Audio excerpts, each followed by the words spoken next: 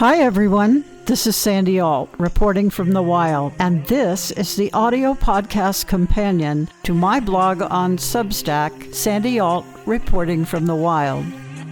This is episode 2, Baby You Can Drive My Car.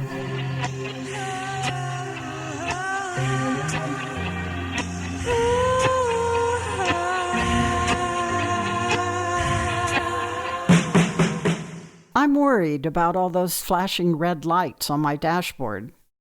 Are you experiencing blinks and beeps on your instrument panel saying that something's wrong?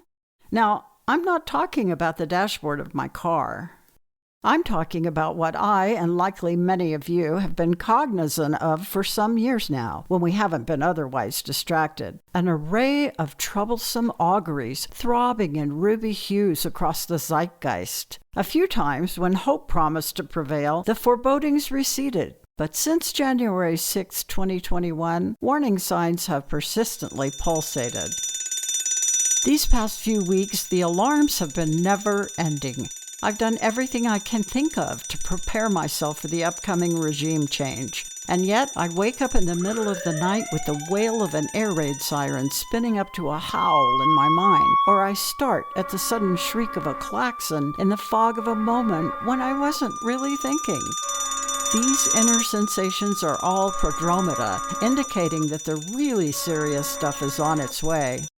And I know I'm not the only one in this state. My friends tell me they're having similar sensations. This is the curse of being aware. This blitz state hyperanxiety has had a transformative effect on almost everyone I know, and we each have different mechanisms for coping.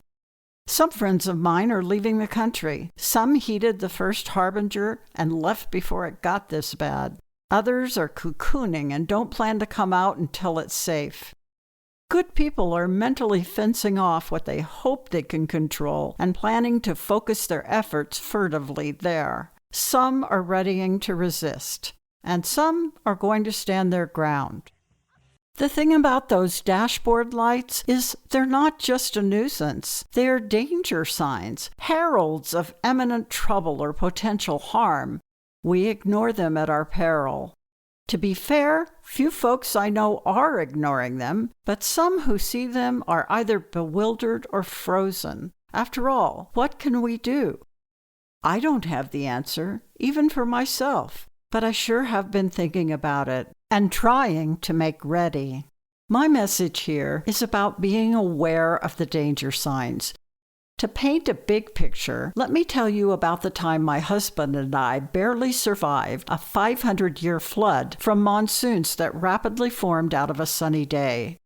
We'd been on a research expedition for weeks, completely off-grid, miles from civilization. While exploring a remote desert canyon, we were distracted by the beauty of ancient cliff ruins when clouds began to form. By the time we began the long climb out, it was too late. The ledges and handholds swiftly became slick from rain. Halfway up the ascent, the sky opened and delivered a deluge.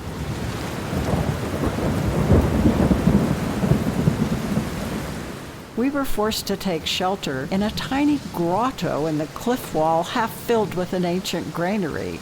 We huddled together for hours in the cold as the downpour turned the powder-dry canyon floor into a whitewater torrent below us, creating a deafening roar. Along the lip of the canyon, trees and great boulders washed over the sides. Sheets of water flooded over the opening of the cave until we couldn't see out. We were trapped. After a few hours, a lull in the rains and fear of hypothermia convinced us to take a risk. Scrambling over slippery ledges, we clawed our way out. The next morning, when the rain stopped, we packed our soaking wet tent and bugged out in the Jeep that we'd left parked on the canyon rim. Sluicing through mud-filled tracks, we somehow made it back to civilization. I've got a higher tolerance for risk than most, from my years of adventures in the wild and as a wildland firefighter. And I'll even add the years I toured with bands.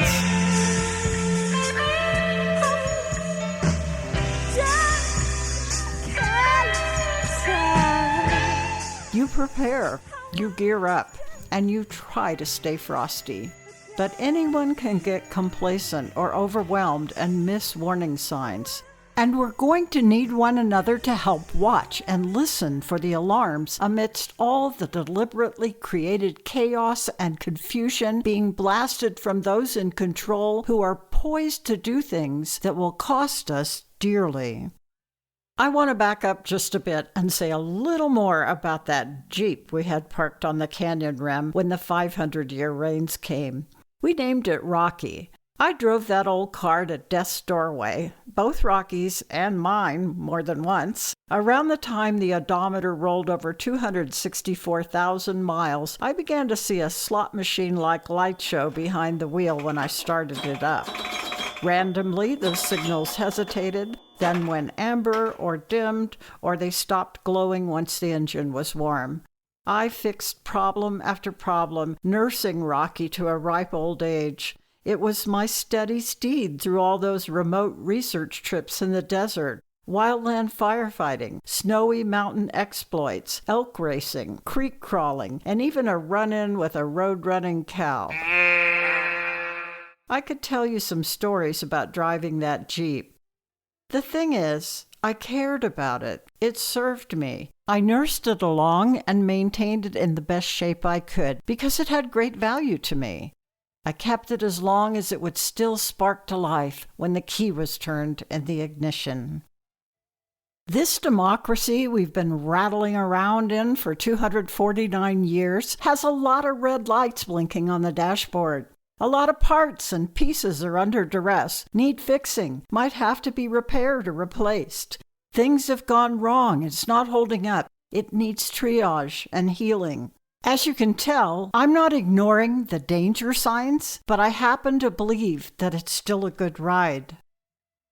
Right after the elections in November, with the oligarchalypse upon us, I wrote a list of things that we all might want to do to prepare, and I sent it out to friends and neighbors. Things like stock up on coffee, tea, and anything imported in case the threatened tariffs happen. Keep a deep pantry, get all your prescriptions filled, have some cash on hand, and keep some assets fluid just in case. Make sure your tank is full or your car is charged and the tires have good tread. Renew your passport. Learn at least a couple important phone numbers by heart.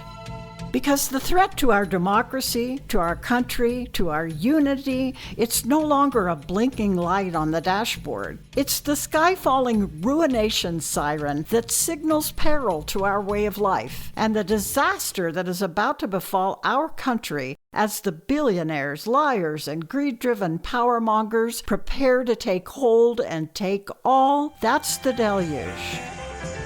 My plan for now is to stay, create, lead, and keep the truth out there.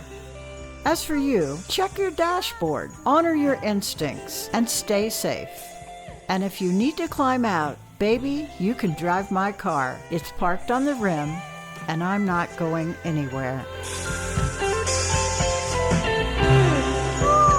This has been Sandy Ault, reporting from the wild. You can read and subscribe to the companion blog to this podcast on Substack.